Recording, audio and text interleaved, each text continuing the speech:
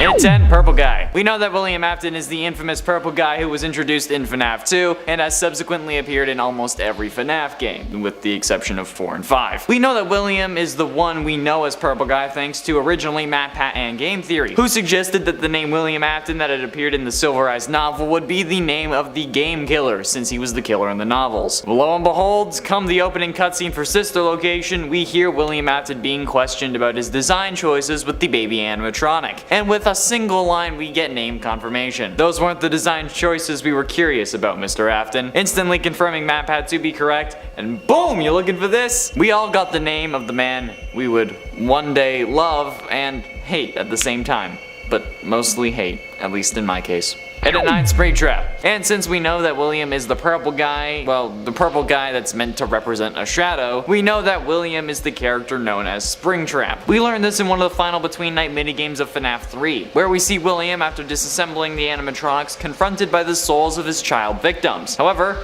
they're, for some reason, freaking him out. I mean, like, it's understandable because, like, they're child ghosts and those are always freaky, but, like, you've already killed them once.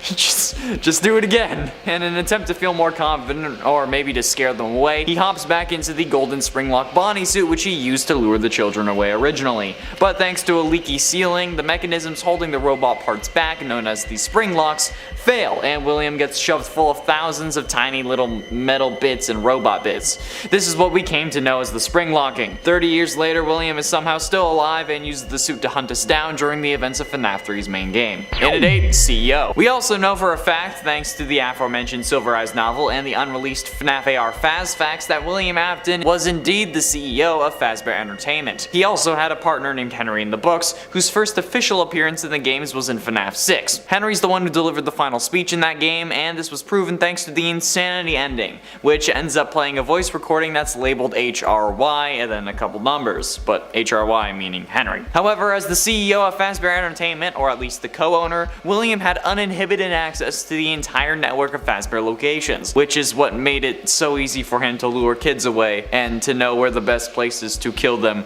would be. I mean, I hate to be blunt by saying that, but like saying something like knowing the best places to go and do the deed or a similar phrase is probably more likely to get us flagged at this point. But yeah, William Afton is the CEO of Fazbear Entertainment. And 7, main antagonist. William Afton, even if he is but a single man, or I guess a single dad, more on that in a minute, he's still the driving force behind this entire series, and the main antagonist of every single game. To this day. Actually. Sure, we may have to fend off some animatronics for 6 hours, but that doesn't mean that they're the overarching antagonist to the series. None of this would be happening if it wasn't for William. It's like a D&D campaign, with William Afton being the big bad evil guy, or BBEG, while the various games and the animatronics are the individual adventures and the minions that you fight. Yes, they're also antagonists, but the big bad evil guy is the reason they're there, therefore he is the main antagonist. William, in this case, is the BBEG. Since all the animatronics got possessed because he killed the kids who possessed the suits, including his own daughter.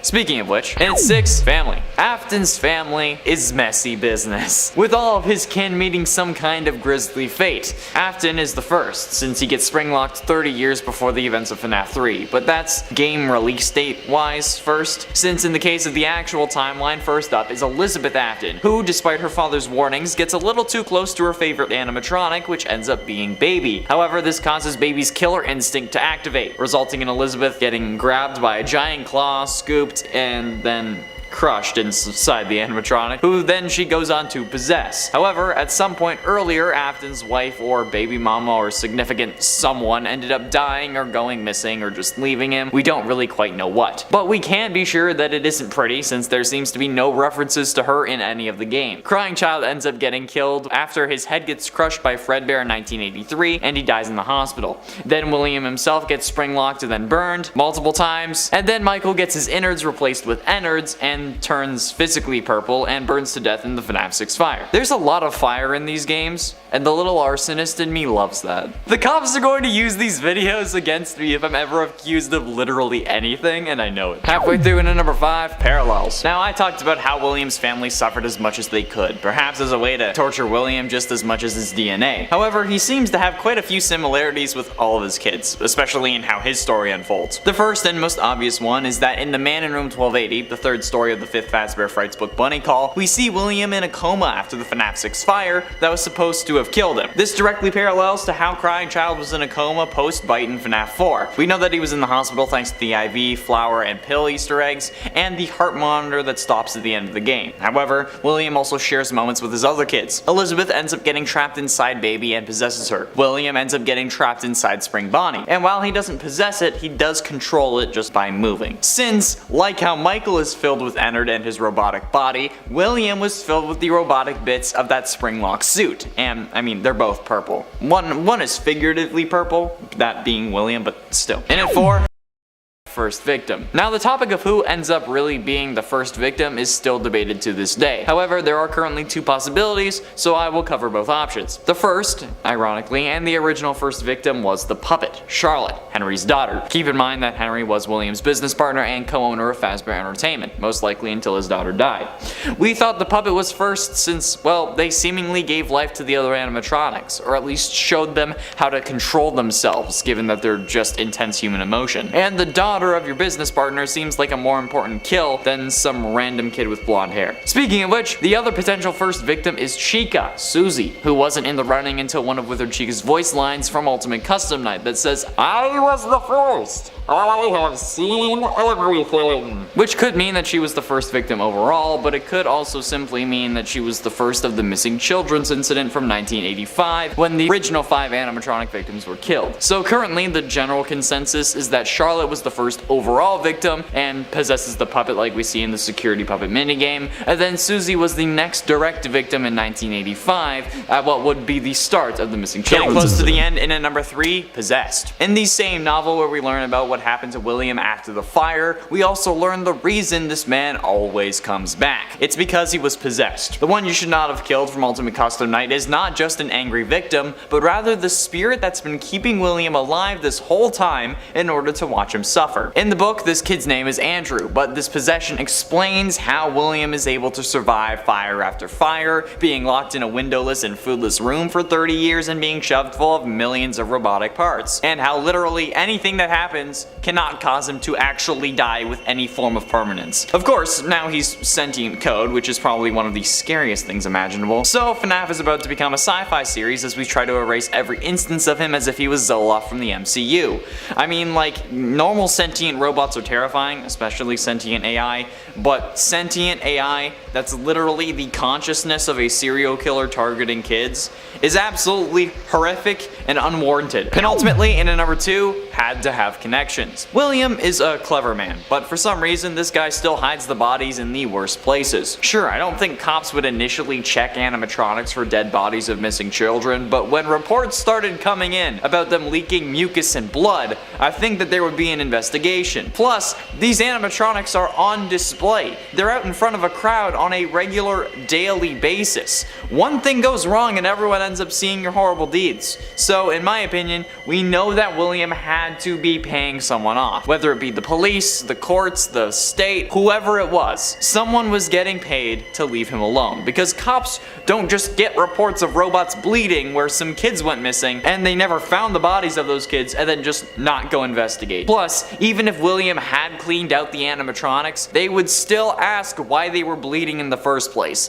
And then take these robots in as evidence to inspect and probably have their own robotics expert look at it just to see if they could actually have the mechanisms to leak blood from their eyes, at least if that's an excuse William used. William is a smart man, but damn, he's dumb. And dumb criminals are the ones who get caught. So the fact that he didn't get caught means he had to have some form of connection or payment plan worked out with someone. And finally, in at number 1, he planned his spree. A lot of people wrongfully assume that William Afton turned to killing in an effort to bring back his children after he saw that his daughter possessed Baby. However, thanks to the fast facts found in FNAF AR's game files and just logic, we know that this isn't the case. Quote from the fast facts, "Some of the first animatronics built by William Afton featured claw mechanisms that were able to hide away items inside them. The only animatronics we know that are able to do this are the Funtime animatronics, and that's because of Baby. And since these are some of the first animatronics built by Afton, we know that he always intended for kids to be able to be grabbed and stored inside these robots. Which begs the question, why? Why would Afton want to start killing in the first place? It could be because of whatever happened with or to his wife, but if someone kills out of anger, they usually want to do it themselves and not with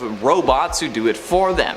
And since Baby was built with this claw mechanism in mind, he didn't know about robots getting possessed before the desire to kill reared its ugly head, because Baby was being designed with the claw that would later then cause Elizabeth to possess her. So what could be the initial trigger?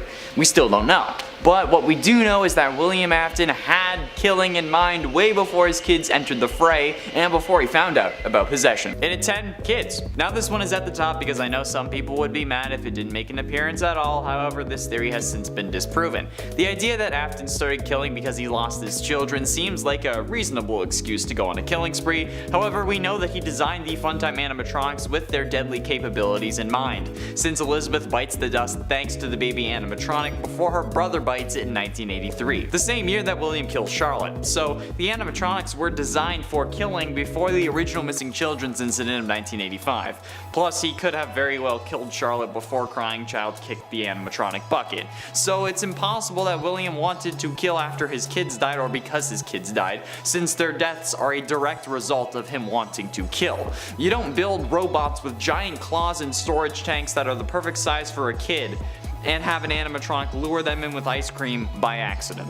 And at 9, tragic origin. There could also be more of a backstory to this character. Maybe he isn't a guy who just snapped one day. Maybe he was the product of a horrible household. Maybe he dealt with from family or in relationships that pushed him to be this kind of person. And honestly, if that is the intended William Afton backstory, that's terrifying. And while serial killers are unfortunately a reality, those that cause their victims to possess robots and then get possessed themselves so that they can only die through fire aren't really all that common in our world. But the existence of the possibility that Afton was inspired by real events that Scott read or heard about implies that there could be a real William Afton running around our world.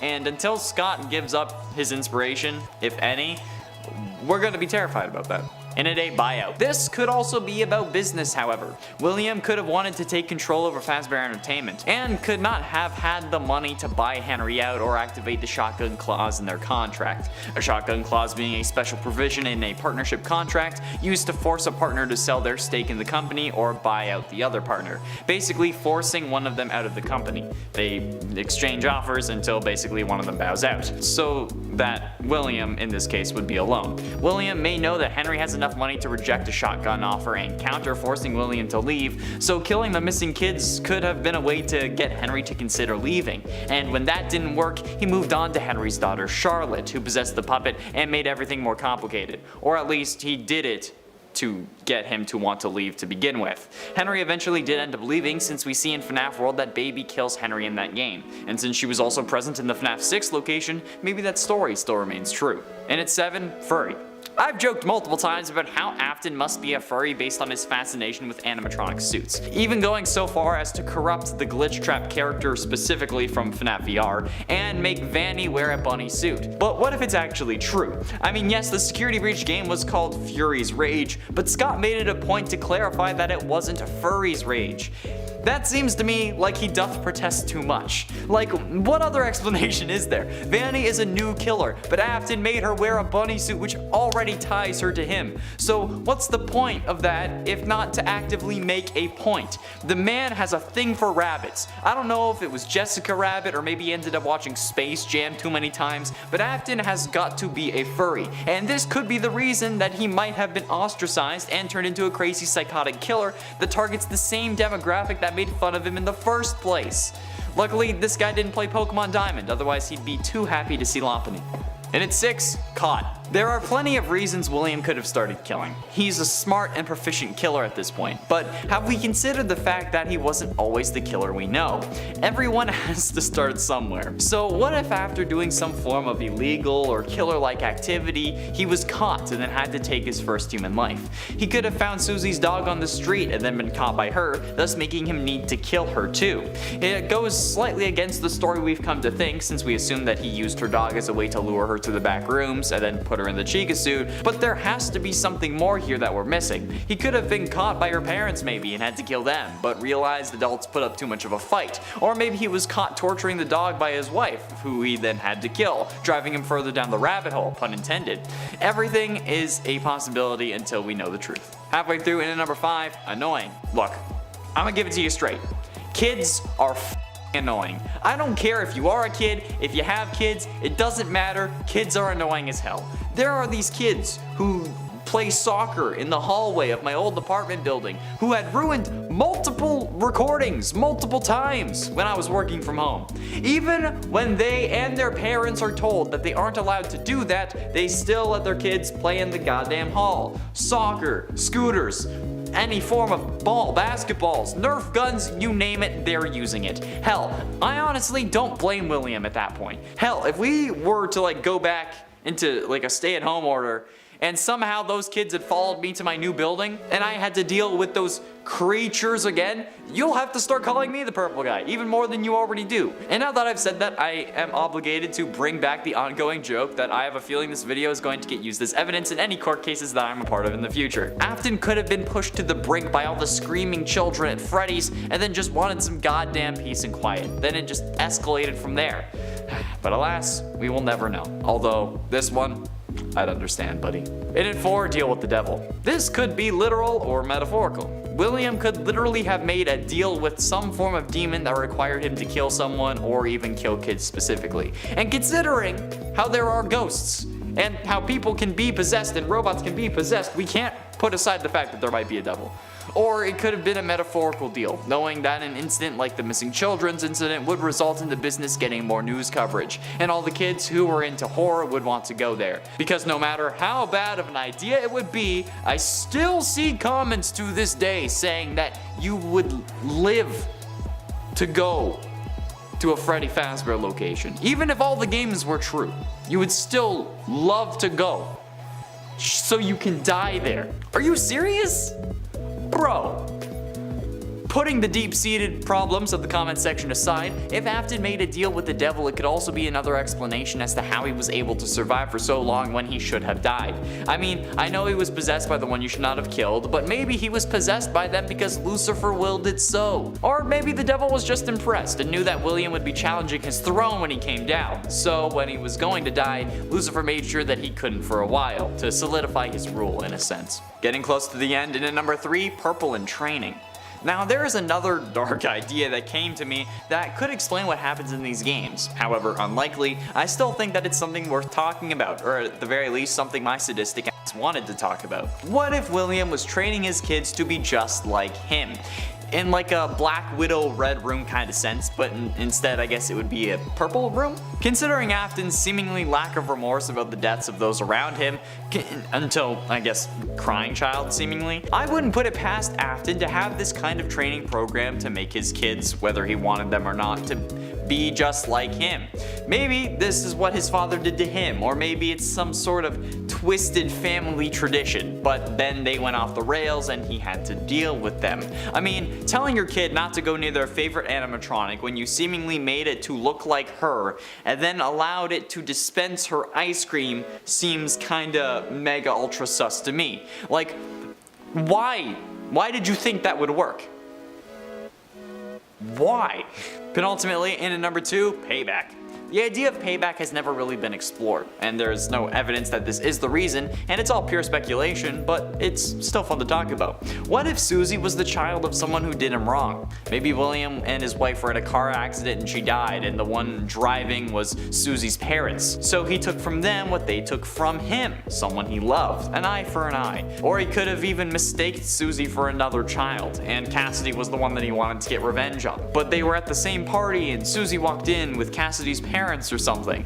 There are a lot of unknown variables out there, and I'm only proposing a few ideas, but revenge is always a motive for murder. And as I said, an eye for an eye, or a life for a life in this case. That one wrong could have caused countless of innocent lives and so much pain and suffering. Hell, he may have wanted to get revenge on Henry, so he killed his daughter and then killed a whole load of kids so that the business would get shut down and he would get to watch him suffer even more after he had already taken his daughter from him. And finally, in at number 1, just for fun. I think the scariest thing of all would be if William just decided he'd start offing kids for the hell of it, because he got bored or because his marriage was dull. I don't know how it would really start or what the trigger would be for, oh, I should kill kids, but we know that he had this plan from basically the start, since the fast facts revealed that the Funtime animatronics were among some of the first ones that Afton made, and that they were designed with the whole claw mechanism and containment chamber in mind. However, the fast facts claim that these were to store items. So, who knows? This could have been a plan all along. He could just be going after kids because it's fun, or he's sort of hunting them for sport in a way, or because they were an easier target, which could be the case given how he didn't kill Henry when he was clearly the only thing stopping him from achieving everything he wanted. He could have just wanted to choose kids because they're pure and innocent. Or maybe he thought that these specific ones were sinners, like the Black Hood from season 2 of Riverdale, the last good Riverdale season. In at 10, bloodlust. The reason for Afton killing could be simple. He could just want to kill. It could be a compulsion, like any classic serial killer or psychopath. He's more calculated than that, but it could still be a basic human need in his eyes. He could prey on kids because they can't really defend themselves. Sure, they can resist, but only if they see it coming. He's all about gaining their trust. A kid won't be looking over their shoulder at a character they've known for so long after he's just given them a slice of pizza or cake. Plus, kids' bones are incredibly easy to break. Not that I know from experience. I have no idea why suggest such a thing. He could just have a compulsion to kill, but uses the easiest target so that he won't have much of a fight on his hands. In at 9, buyout. This could also be about business, however. William could want control over Fazbear Entertainment, and could maybe not have the money to buy out Henry or activate the shotgun clause in their contract. A shotgun clause being a special provision in a partnership contract used to force a partner to sell stake in the company or buy out the other partner, basically forcing one of them out of the company, so the other would be alone. William may know Henry has enough money to reject a shotgun offer and counter, forcing William to leave. So killing the missing kids could be a way to get Henry to consider leaving, and when that didn't work, he moved on to Henry's daughter Charlotte, who possessed the puppet and made everything more complicated. Henry eventually did end up leaving, since we see in Fnaf World that Baby kills Henry in that game, so yeah. And at 8, loss. William could have suffered a major loss that caused him to fall off the wagon. This could have been his wife, or baby mama, a parent, or both his parents, or maybe even another kid that we've never seen and don't know about. It has always been a mystery what happened to the mother of Michael, Elizabeth, and the crying child, but to this day we don't have a full explanation. Maybe she left and that caused a break in his psyche. Maybe she got caught in a house fire like Immortal and the Restless seems to indicate. Or maybe she did die in a car crash like some FNAF Minecraft music videos depict it. The loss of a family member, loved one, or something else could be what caused this entire series. And at 7, pot. There are plenty of reasons William could start killing. He's smart and proficient at this point, but have we considered the fact that he wasn't always the killer we know? Everyone has to start somewhere, so what if he was doing some form of illegal or killer-like activity and he was caught and had to take his first human life? He could have found Susie's dog on the street and then been caught by her, thus making him need to kill her too. It does slightly go against the story that we've come to think, since we assume that he used her dog as a way to lure her to the back rooms and put her in the Chica suit, but there has to be something more here that we're missing. He could have been caught by the parents maybe and had to kill them, but realized that adults put up too much of a fight. Or maybe he got caught torturing the dog by his wife, who he then had to kill, driving him further down the rabbit hole. Everything is a possibility until we know the truth. And at 6, annoying. I'm gonna give it to you straight. Kids are annoying. I don't care if you're a kid, or if you have kids, doesn't matter. Kids are annoying as hell. There are kids who play soccer in the hallway of my building who have ruined multiple recordings multiple times. Even when they and their parents are told that they're not allowed to do that, they still let their kids play in the hall. Scooters, balls, Nerf guns, hell, you name it, they're using it. I honestly don't blame William at that point. If we go back into a stay at home and I have to deal with those creatures, you'll have to start calling me the purple guy. Afton could have been pushed to the brink by all the screaming children at Freddy's and then just wanted some peace and quiet. Then it just escalated, but alas, we'll never know. Yet, at least. Halfway through number 5, accident. This may sound far-fetched, but what if it was just an accident? He would have had to have the idea to start killing, since we see him lure Susie away in FNAF 6's Fruity Maze minigame, but what if he brought her in and hesitated, having a moment of doubt before maybe she ran into the knife or he got scared and pulled the trigger? Hell, she could have slipped and broke her neck thanks to no wet floor sign. It's entirely plausible that William actually caused her death before plunging a knife deep into their sternum. I mean, it's highly unlikely, but something that's fun to think about nonetheless. And at 4, deal with the devil. This could be literal or metaphorical. William could have literally made a deal with a demon that required him to kill someone, or even kids specifically, but we don't know if demons are confirmed in the FNAF universe. Or he could have made a metaphorical deal, knowing that an incident like the missing children's would result in the business getting more news coverage, and all the kids who are into horror would want to go there, because no matter how bad of an idea it is, I still see comments to this day saying that you would go to a Freddy Fazbear's location even if all the games were true. Are you serious? If you love the idea of Freddy Fazbear so much, why did Chuck E. Cheese have to close so many locations? Why are they nearly bankrupt? And this was all pre-pandemic, so you can't blame it on that. At this point, if Chuck E. Cheese rebranded to a horror joint, it would make millions. And Scott couldn't really be mad at it, since the whole idea of Freddy Fazbear's Pizza is based on Chuck E. Cheese. It made him a lot of money, so why can't it make them money? Sorry, this kinda got out of hand, but you get the idea. And at 3, mental break. William could have just suffered from a good old-fashioned mental breakdown so bad it caused him to go on a killing spree. I mean, we've all had at least one, right? When you see quick saving up in the top left corner, yeah, you know that you're gonna load that up within 5 minutes time. But William's quick save was real. Things could have been piling up. A mortgage, the tax man, investors, the business could have been failing, circus babies had failed. He could have had so much on his shoulders that he thought the only way to save his life is to bring more people to the business by killing off a bunch of kids and making sure they're never found. So we aren't liable, but we also get to see some press, and they'll come around to see if they can piece the mystery together. Or because we want to make video games about this and then make even more money. He could have thought it was the only way to save the business, or that he was doing it to bring them great fortune because he's insane or something like that. Or a combination of multiple of these scenarios. And 2, the mysteries of Aetherius. Afton is obsessed with death, and in the original FNAF novels it's revealed that he's searching for a way to become immortal through the use of Remnant once he discovers that kids dying in agony causes them to possess animatronics. But what if he was searching for the meaning of life or the secret to immortality this whole time? I mean, it would make sense, especially if matpat was right about Afton killing Susie's dog and then watching it possess Mangle, which is a theory apparently a lot of people despise, despite it literally being a theory. It's an idea, but I digress. William could be trying to make the world a better place in his own sick way, maybe after losing his wife or parent, looking for a way to bring them back from death. And he does in a way, since he immortalizes the woman Ballora is meant to represent in the form of Ballora. But he doesn't have quite what he wants, so he goes searching for it via more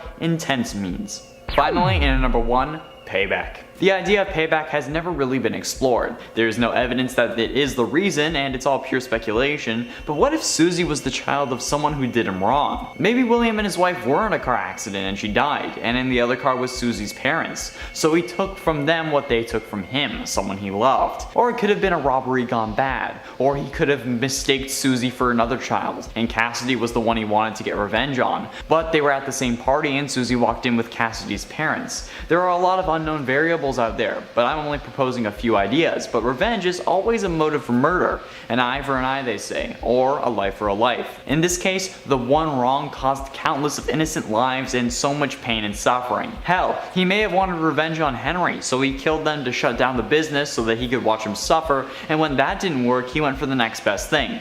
Henry's daughter. And at 10, difficult setup. One of the reasons William is still alive is just the sheer difficulty that would come with setting up a new villain or killer for the series. William has already been long established, and it wouldn't really make sense for another killer to start unless they were somehow worshipping William. But thanks to Vanny being known as the reluctant follower, we know that she isn't doing this herself. The implications of reluctance means that she isn't doing this out of her own free will, but rather being forced or coaxed into doing it because they have something over them, are threatening them, or are just controlling them using weird mind tech or something similar.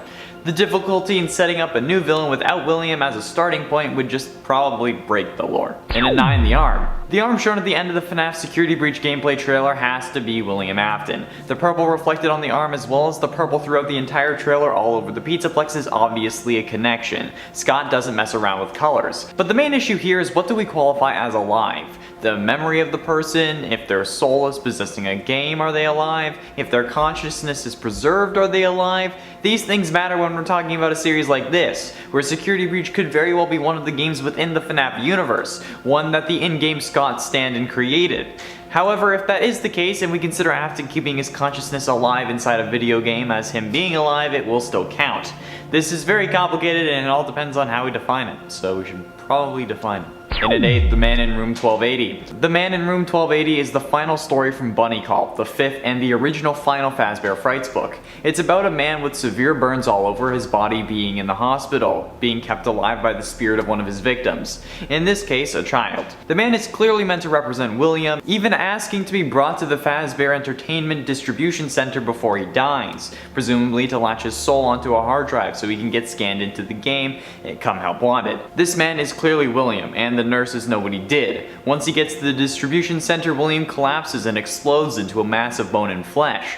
It's quite gruesome actually. This has to be William, and considering how it's meant to be the final book in the series, it would help serve as a prologue to Help Wanted, which only helps to solidify that William is still alive. And at 7, Glitch Trap. Glitch Trap is the virus that got scanned into the game we test in Help Wanted before the game we play begins. We're just told that he showed up one day and drove Jeremy mad, but I don't think that's the case. I think Glitch Trap was already a character designed in game. He has a major role in the story, being present in the game's canonical pizza party ending, luring you behind the curtain and stuffing you into the Freddy suit. Without him being there, if you still went into the suit, we would think that we just climbed in, since we see no other killer in the game. No other purple guy stand-in. So Glitch Trap would have had to have been there, and William just took control of the character and replaced their AI with his intelligence, meaning that even before William was scanned in, his memory and the things he's done were being remembered and kept alive. And at 6, Spirit Backup.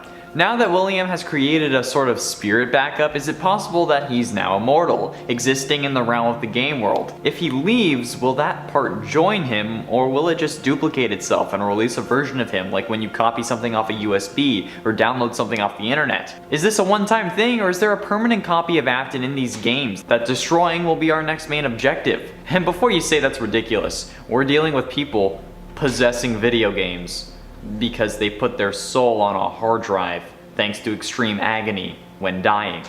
I don't think there's a realistic here. Last time it was to set the souls of the victims free and give them peace, but now we have a whole new can of worms. With this backup, he could upload himself into an animatronic using Vanny. The virus we see described in the special delivery emails could be his first attempt. And to make matters worse, it could be his attempt at doing this while also keeping another consciousness alive within the hard drive, allowing him to make a copy of himself. This dude literally backed up his soul, his spirit. I think that qualifies as alive. And in a video game, that's the best way to live, hence why I love VR, unless it's horror. Halfway through number 5, Sister Location. In Sister Location, we come home every night to watch our favorite late night soap opera, The Immortal and the Restless, a story about Vlad, an immortal vampire, and Clara, the woman claiming to have his baby. Vlad is a clear representation of William. He wears purple and is a vampire, which are typically seen as ruthless killers. However, Clara is just the name of a character in a show, not his wife. Why would the guy meant to be William be named Vlad, but for some reason, the one meant to represent his lover has the right name? That makes no sense. Anyway, pay attention to the name of the show, The Immortal and the Restless. William's goal of discovering Remnant was to find the key to immortality, and Vlad, the character meant to be his stand-in, is an immortal being, a vampire. So if this allegory is to be believed, it could be that even as far back as Sister Location, William had already unlocked the key to living forever. And at 4, Help Wanted. While the ending to the Freddy Fazbear virtual experience is William putting you in the suit, the ending to Help Wanted is a climactic battle with Glitch Trap as he tries to merge your minds. He appears on stage and begins the merging process, and you, with your incredible VR abilities, flip a load of switches and press some buttons. Yep. Well, it doesn't matter who wins because either way you end up merging. One ending puts you on stage with nobody in your headset, and the other one puts you behind a metal door with glitch trap shushing you. You didn't win. You couldn't. The instructions Tape Girl gave you only distracted you long enough so William could lock you in your own mind while taking over your body. He's alive, using your body as a vessel, like a demon. He's also probably in Tape Girl's mind, who is most likely Vanny. Two vessels with his consciousness running around? Sounds pretty alive to me. And at 3, In the Flesh. The story In the Flesh from the 5th Fazbear Frights book Bunny Call is a weird one. Most people saw it as Scott writing an M-Preg fanfic about matpat. M-Preg meaning male pregnant. Yeah, it's a thing. Since the end of the book has something exploding from your stomach. Matt, the main character of the story, was working on a Springtrap themed VR game called Springtrap's Revenge. A character we should all know by now is one of the many personas of William Afton. This story basically describes to us how this thing works. The VR Springtrap represents Glitch Trap, and Matt, the one making the game, represents us and Help Wanted. Springtrap implants himself inside of Matt, bursting out once he's able to survive, killing us, leaving behind a tuft of yellow fur on our bodies. This whole story represents William's rebirth into society through a VR game, showing us that he is coming back. But we were all too distracted by the fact that it was literally a fanfiction about matpat. But of course, the one involving matpat had some deep lore hints as well. In it too, Remnant. Remnant was first described in the Fnaf novel series, starting with the Silver Eyes, then the Twisted Ones, and then finally the Fourth Closet. It's basically a metal combined with the souls and extreme agony of children, first found in the original 4 possessed animatronic endoskeletons. This then becomes William's motivation, using this metal to harness the power of life and try to make him immortal. He does. He clearly was able to use it to keep himself alive despite not really being mentioned or present in the game series. He uses it to create circuit boards so he can attach himself to them in The Man in Room 1280, hence why he needed to go there before he died. He may even have injected himself with it, hence why the soul of his victim was able to attach itself to him, an organic being, instead of an animatronic like we've seen every soul do. When I'm saying souls, I do mean like extreme agony, but souls is just an easier way to put it, okay? So chill out in the comments. With the exception of William, of course. He accomplished his goal, meaning that we will be seeing him again, in the flesh. Finally, in at number 1, he always comes back. I always come back, a line we're all too familiar with by now, unless you forget it because you're analyzing a security breach trailer because you wanted to make it interesting and needed more words for your script. However, this line has remained true throughout the series. He comes back after being spring-locked, as alive as ever as Springtrap in Fnaf 3. He came back in Sister Location at the end credits scene after Michael's speech outside of Burnt Down Fazbear Fright, and he came back after being burnt in Fnaf 6, this time as a computer virus spirit thing. Extreme agony, whatever. Now he's merged brains with the character we played as in Help Wanted and with Tape Girl, and as the arm shows us at the end of the FNAF gameplay trailer, and as the Fazbear Frights books show us, he's coming back once again. Will we be able to stop him, or are we just another pawn in his plan? Can he be stopped? Not if Scott wants to keep milking the series as much as we do. There we have it, friends, the top 10 reasons William Afton is still alive. This dude, if he was in the DC Comics universe, would be a Green Lantern. This dude just wills himself into existence. See what I did there? William, he wills himself? No? Just me? Okay. According to police reports that saw the substance in the FNAF books, it's appeared to be a bubbling liquid mercury. The appearance of this glowing silvery liquid is similar to Remnant depicted in the novel trilogy, particularly in the Fourth Closet, which makes sense given that Remnant, as we know, is a combination of human soul and metal, which is created when a soul possesses a metal-based object like an animatronic endoskeleton. In the Fazbear Frights books, where most of this lore comes from, its powers are expanded upon. Remnant can be used to make already living beings even more powerful through the power of positive memories. Kind of like how everyone gets defeated by the power of love in The Flash. The primary scientist studying Remnant is Dr. Talbert, a friend of Phineas Taggart who studied its negative counterpart, Agony, which now means that the agony that possesses animatronics and the human soul are two different things, but seemingly both of which had to come from someone who died. Talbert studied Remnant because his daughter Renelle was sick when she was younger and he wanted to to hold on to the good memories of her in case he lost her. Remnant could also be isolated and put into a certain object. So Talbot created a pendant made from remnant metal as a gift for Renelle. Keep in mind that this remnant is also just a form of metal. It's kind of like a metal compound, like Damascus steel, but instead of a lot of layers of steel, it's metal and souls melted down, and then that is liquid remnant, but then as a solid, I guess you could say it's a remnant nugget. It's unclear how Dr. Talbot got his hands on such a large amount of remnant, but he had a steady supply that somehow was consistently delivered to his house. This also got the attention of an evil entity named Eleanor, who was introduced, or I guess created in the story to be beautiful from 1:35 a.m., the second Fazbear Frights book. Her goal was to obtain remnant for herself to become even more powerful so that she could spread pain and suffering across the world using the power of positive vibes. However, what we currently know about remnant and agony tells us that to destroy it properly, we need to burn it. Hence why there have really been so many fires in this series. Fnaf 3, 6, and 9 all end with something or someone getting set on fire. Fnaf 3's fire was all about dealing with Springtrap, and Fnaf 6 was about putting everyone who knew about the atrocities that occurred at Freddy's to rest, and sending William to hell. And then, in Fnaf 9, we burn Trap multiple times to get him to stop possessing Freddy, and to again try to kill him. Because Gregory is not above killing. That's a topic for another day. And this is because Henry learned that the only way to destroy Remnant and put these beings to rest was through fire. But is that really how we deal with these animatronics and people? Because like, while 9 out of 10 doctors recommend Crest Pro Health toothpaste, 3 out of 3 Fnaf fires haven't worked. We have been told that fire is the only thing that is hot enough to burn off Remnant and to actually destroy it, aside from the fact that matter cannot be created nor destroyed, but it's also been described as a liquid metal. Liquid metal is a hell of a lot hotter than your typical run-of-the-mill gasoline fire, trust me, okay? I have the expertise in this department, so in essence, every single animatronic who is supposed to be set free by a cleansing fire hasn't been so far. The only time we've seen souls actually be put to rest is in Fnaf 3's Happiest Day minigame, which involved no fire and just putting the souls to rest by giving them what they wanted, a birthday party. But how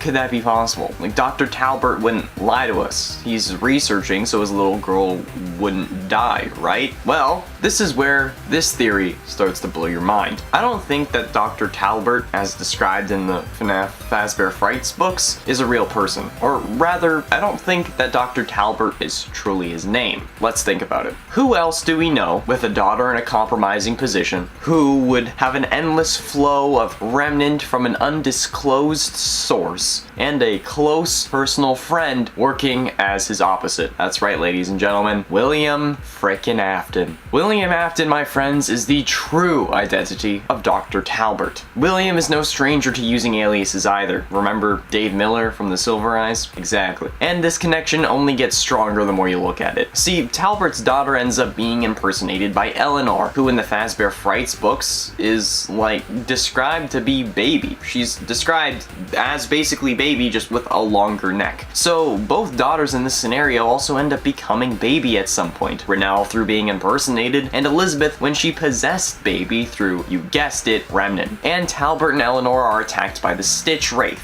What does that relate to? Perhaps the son, who is part animatronic that's been working to undo his father's plans? Michael? Have we seen the animatronics in the games? No, so how can we take any of what's being said in the Fazbear Frights epilogues as fact? The baby blob turned out to be real, but everything else could simply be a metaphor. And Renelle might not even be meant to represent Elizabeth. It could be meant to represent Crying Child, making Eleanor Elizabeth and the Stitch Wraith Michael, and honestly, that sounds like a much more plausible solution than what's being described in these books, especially with the revelation that Gregory could, again, be a rebuilt Crying Child robot, because all these experiments with Remnant worked. If this was truly describing William and Crying Child and Michael and Elizabeth, this would make perfect sense with the story. This is like a recap of what's been going on with FNAF. FNAF 4, Crying Child dies. So William promises that he will put him back together by finding Remnant after he kills the 5 missing children and then disassembling them in FNAF 3's minigames when he releases the spirits and then gets trapped in the spring lock suit. But then we also learn in the original novel trilogy that the Remnant from the original 5 animatronics was injected into the Funtime animatronics. So while the Funtime animatronics have the souls of the 5 missing children all combined into one, they also are serving as an experiment for how he can use it to bring back his son. And he even injects Eleanor, who was impersonating Renelle, with the Remnant, just as he recreates Crying Child into Gregory. So here's how I see it. William as Talbert, through, I'm guessing, just journals that Henry just somehow stumbled onto, were made to spread the rumor of Remnant needing to burn, to be destroyed, so that if Henry ever tried to stop William, he wouldn't be able to. That's why William knows he'll always come back. He's rigged the game, and in doing so, ensured the survival of himself, his daughter, and his 2 sons. Renelle is a representation of Crying Child, having been bitten at his birthday party in 1983 that William is trying to save. Eleanor is the power-hungry daughter Elizabeth that only wants the Remnant for herself, even willing to abandon her father to die to live another day, as we see with the Afton amalgamation, or even kill her father, as we potentially see at the end of the true FNAF Security Breach ending. And the Stitch Wraith is Michael, at first misunderstood, killing his creator like Michael tried in the FNAF 3 and 6 Fire, but in reality trying to right the wrongs of his father before him and bring peace to his family. And as we see in Security Breach, they accomplished their goals. Gregory, representing Crying Child, is back. He and Freddy, representing Michael, stopped William, and Vanny, Elizabeth, gets to fight another day.